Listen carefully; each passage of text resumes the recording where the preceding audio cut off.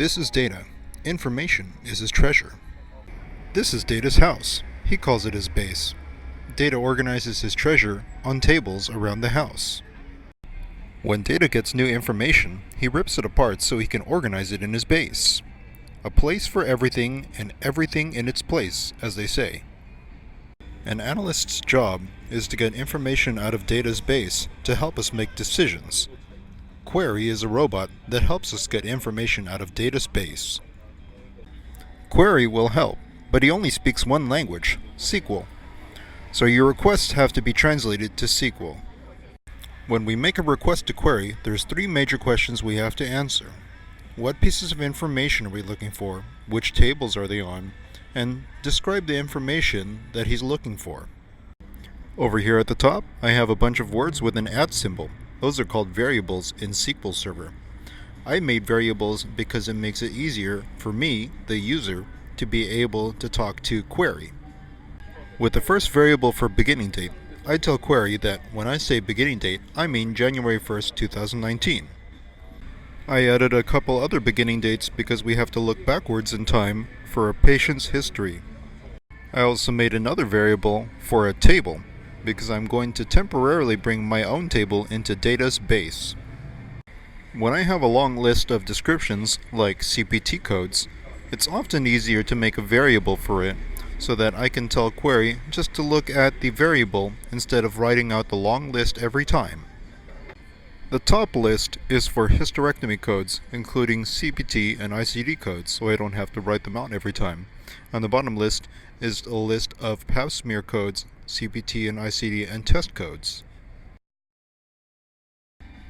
Now, depending on how particular I am about the treasure I'm looking for in Data's base, I might have to make a bunch of tables temporarily to help me organize and sort through all the information so I can find the specific pieces that I need.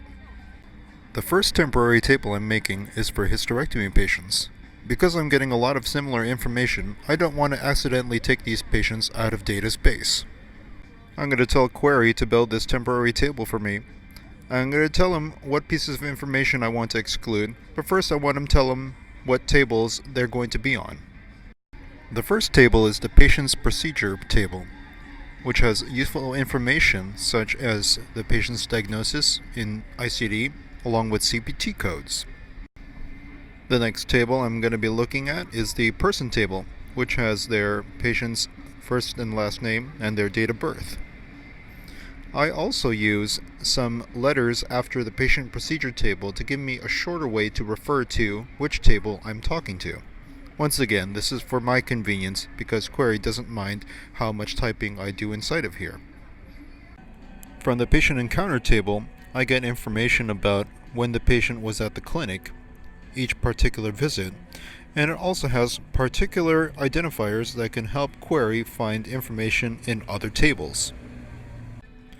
There is also a patient table that mainly just gives me the patient's medical record number. From the provider table, I can tell which doctor saw the patient when they were here at the clinic. And finally, we have the location table because we want to know which clinic the patient was seen at. And now I'm going to tell Query which pieces of information I want from different tables in Data's base. The first thing I tell Query is to make a row count because I want to avoid having duplicates. You see, the thing is, Data has a lot of copies regarding similar information on the tables in his base. The rest of it is relatively straightforward. I want the patient's identification number, their first and last names, and then I need to make a little bit of math to calculate how old the patient was when they were at the clinic. Next, I need their medical record numbers so we can look into their chart and validate what we got out of Data's base. Then I'm going to be making the encounter timestamp into a readable format so that when we're looking at the data, it's not so confusing. Then we want identification for what kind of visit they had, their CPT codes, and ICD diagnosis codes. And now I'm going to identify the particulars about the patients I want to exclude. I put parentheses in here to clarify what details I'm grouping together.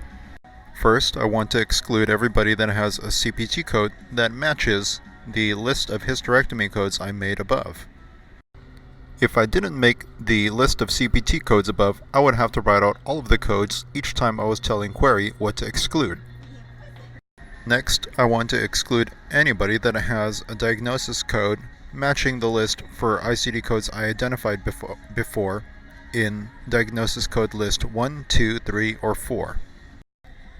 The next part is going to be a formula so that I can take out all of the patients that were seen between the beginning date and the end date that I set above. The final portion is about the patient's age, so that query only has to worry about putting exclusions on the table between the age range of 21 and 64.